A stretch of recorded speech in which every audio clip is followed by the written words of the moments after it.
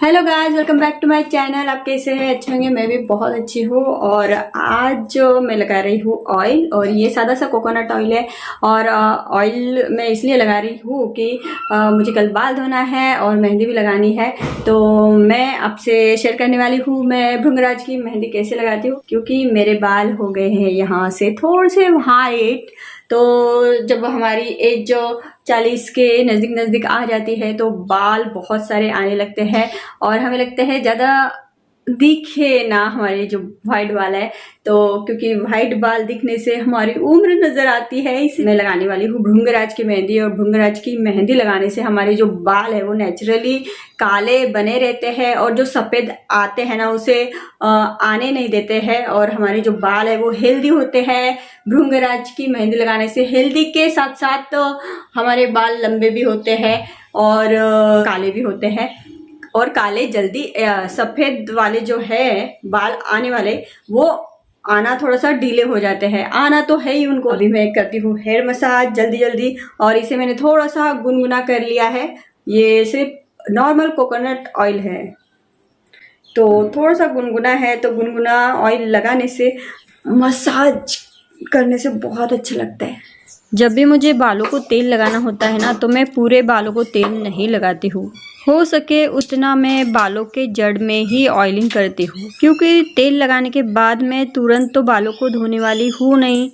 तो कुछ ही घंटों के अंदर जो तेल मैंने लगाया है ना वो बालों के नीचे तक आ जाता है, यानी पूरे बालों की ऑयलिंग हो जाती है। तो यहाँ पर मेरी बालों की ऑयलिंग हो चुकी है और अब मुझे तैयारी करना है मेहंदी भिगोने की। भृंगराज की मेहंदी बनाने के लिए यहाँ पर मैंने एक गंज के अंदर पानी रख दिया है गैस पर। पानी को बॉइलिंग आने तक मैं आ गई हूँ इधर भृंगराज के प्लांट की तरफ। तो यहाँ पर देखो मैंने भृंगराज का प्लांट एक डिब्बे में लगाया है और बहुत अच्छे से ग्रो कर रहा है। भृंगराज का जो प्लांट होता है वो लगाना बहुत आसान है। अगर आपको कहीं पर भृंगराज के प्लांट दिखाई दे तो देखो ये वाले इसके बीज होते हैं, और ये पक जाने के बाद इस तरह ब्लैक कलर के दिखने लग जाते हैं। हाथ लगाते ही जो बीज होते हैं ना वो तुरंत हाथ पर आने लग जाते हैं। तो देखो इस तरह बहुत छोटे छोटे बीज होते हैं। इन्हीं बीजों को हमें फिर से गमले में डाल देना होता है और अपने आप जो है प्लांट निकल आते हैं। लेकिन आपको ध्यान देना होगा कि जिस गमले में आप इसके बीज डालते हो उसमें इतना पानी ना डालें कि उसके बीज जो है वो पानी से बह जाए। भृंगराज के बीजों का जो पेस्ट है वो अगर हम जहाँ के बाल उड़ चुके हैं वहाँ पर अगर हम इसका लेपन करते हैं तो झड़े हुए बालों की जगह पर फिर से नए बाल उगना शुरू हो जाता है। तो आप इसका इस्तेमाल भी, यानी बीजों का इस्तेमाल भी आप बाल को फिर से उगाने के लिए कर सकते हो। लेकिन ये करने के लिए आपको बहुत सारे भृंगराज के प्लांट उगाना होगा। लेकिन मुझे तो अभी लगाना है भृंगराज की मेहंदी, क्योंकि मेरे बालों में भी बहुत सारे बाल जो है वो वाइट आने लगे हैं। मेरे बाल जब सफ़ेद होना शुरू हुआ था तब मेरे पास एक भी भृंगराज का प्लांट नहीं था, तो मैंने डाई इस्तेमाल किया केमिकल वाला। तो मेरे बालों में बहुत सारे वाइट बाल आने लगे थे। लेकिन जब से मैंने भृंगराज की जो मेहंदी है वो लगाना शुरू किया है तब से लंबे काले घने हो गए हैं, और जो बाल वाइट आ रहे थे ना वो काफ़ी हद तक कम हो गए हैं आना। तो यहाँ पर जो पानी मैंने रखा था गैस पर वो अच्छे से बॉईल हो चुका है, तो उसके अंदर मैंने सारा की सारा भृंगराज डाल दिया है।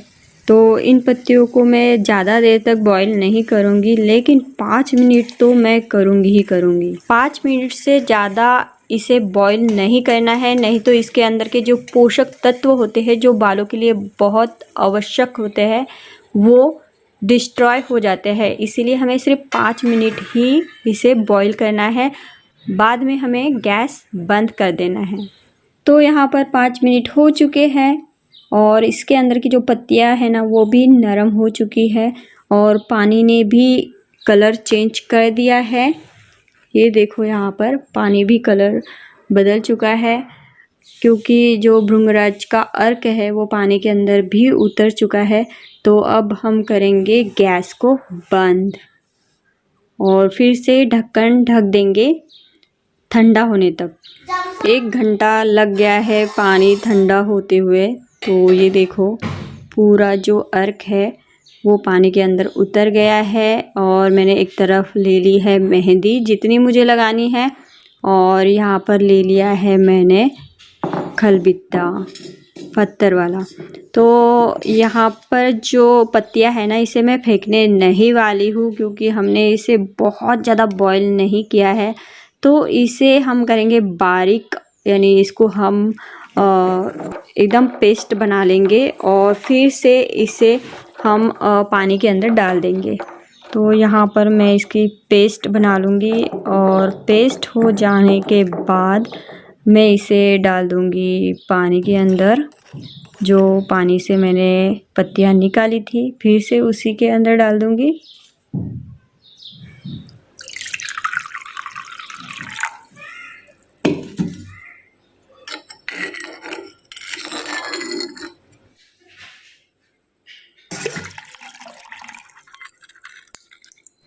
यहाँ पर भृंगराज का जो पानी है वो बनकर रेडी है मेहंदी भिगोने के लिए। तो मैं थोड़ा थोड़ा करके डालूँगी और मेहंदी भिगाऊँगी। यहाँ पर जितना पानी मैंने बनाया था भृंगराज का उतना सारा की सारा यूज कर लिया है, क्योंकि मैंने अपने बालों के हिसाब से जो मेहंदी भिगाना था बस उतना ही पानी यहाँ पर बॉईल कर लिया था भृंगराज के लिए। तो बस उतना ही पानी मुझे पूरा की पूरा लग गया है। तो यहाँ पर मैंने मेहंदी भिगो दी है तो ढक के रख दूँगी 3 घंटे के लिए।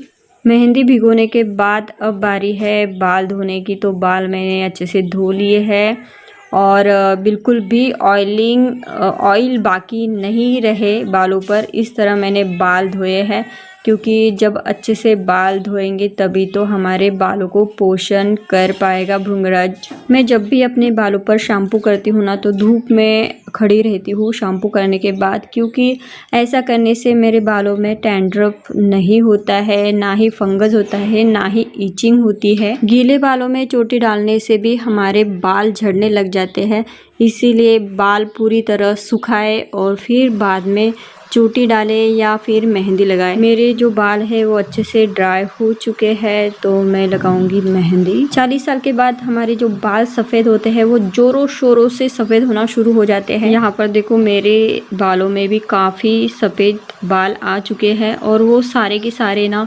सामने ही है। जब भी मैं चोटी डालती हूँ ना तो सामने ही दिखाई पड़ते हैं।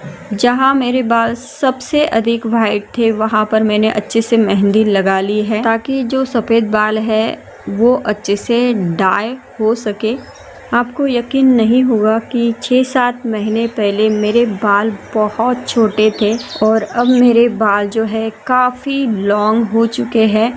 तो मुझे बहुत सारी मेहंदी लगाना पड़ता है।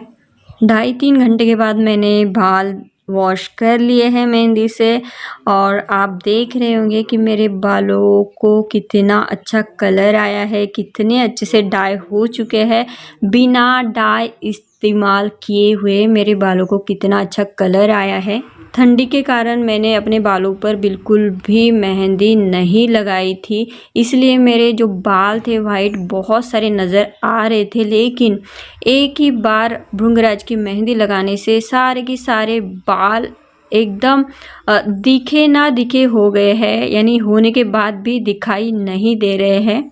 इसीलिए मैं चाहती हूँ कि आप भी भृंगराज की मेहंदी लगाए, ऑयल बनाए भृंगराज का घर पे, पेस्ट बनाए और अपने बालों पर इस्तेमाल करें बिना कोई केमिकल प्रोडक्ट यूज़ किए। अगर हमारे बाल अच्छे होते हैं तो क्यों ना हम यही इस्तेमाल करें और अपने बालों को बचाने की छोटी सी पर महत्वपूर्ण कोशिश करें।